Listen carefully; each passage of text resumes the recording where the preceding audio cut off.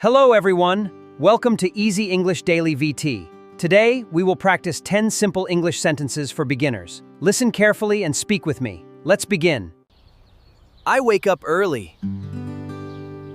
I wake up early. I make some coffee. I make some coffee. I comb my hair. I comb my hair. I read a book. I read a book. I leave the house. I leave the house.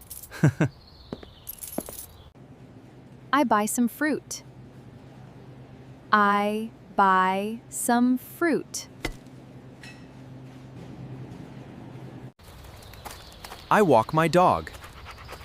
I walk my dog. I work on my computer. I work on my computer. I cook my dinner. I cook my dinner.